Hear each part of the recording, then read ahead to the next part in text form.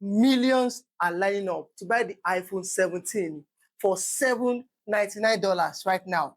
But what if I told you that that same $799 could have turned into over $6,000 if you had put it in Apple stock? And here is the kicker. If you kept investing iPhone money into Apple stock every time a new one come out, you could be sitting on tens of thousands of dollars today.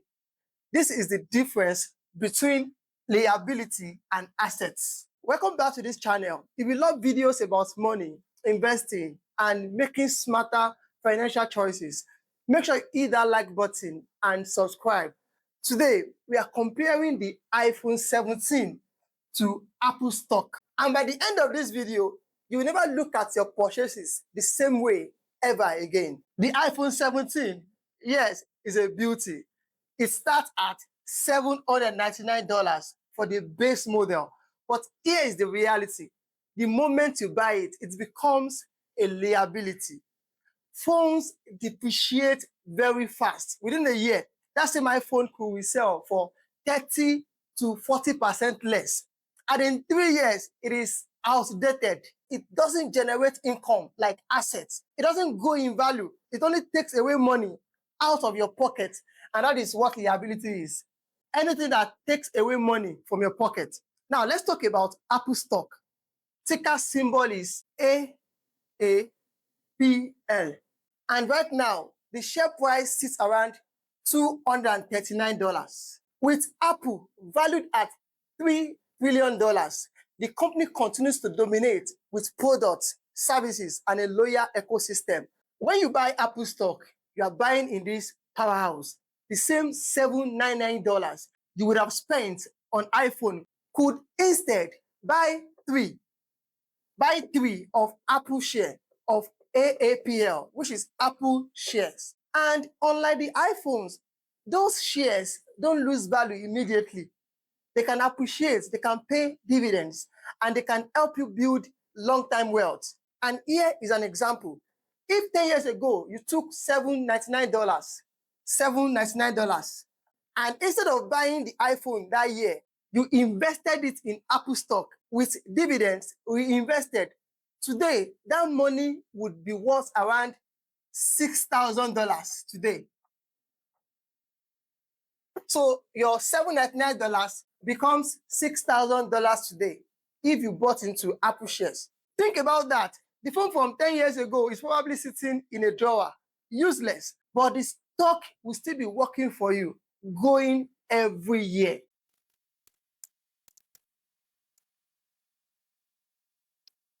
Now, let's take it even further.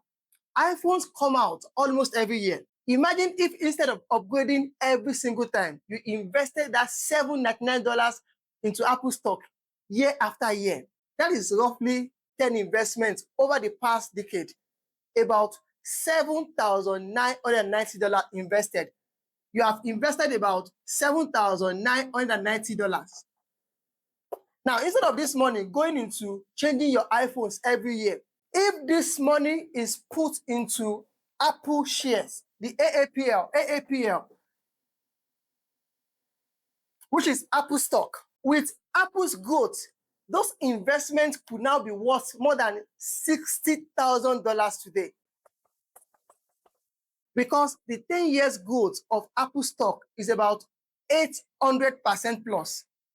800% plus growth in 10 years. This same cycle of chasing new gadgets could have built you life-changing wealth. That is the true difference between spending and investing. A liability takes money out of your pocket, while an asset puts money in your pocket. The iPhone 17 is a liability. It loses value the moment you buy it. Apple stock is an asset. It grows, it pays, it compounds. How does it feel? Owning part of the company and get profits, get dividends, also get capital gains when share price increases, or buying into the phone. Which one makes you more money? Wealthy people don't stop buying luxury. They just make sure their assets pay for them. Imagine investing $799 into AAPL every year and then using just the profits to buy your next iPhone. That is how you move from being a consumer to being an investor. So you invest in Apple stock, AAPL, then you use your profit combined with your dividend to buy your new iPhone every year. That is smart money moves. The iPhone 17 gives you short-time excitement, but Apple stocks gives you long-term wealth. If you want to escape the cycle of spending and start building wealth, choose assets over liability. Buy the stock before you buy the phone. If this video opened your eyes, hit the like button and share. Also subscribe.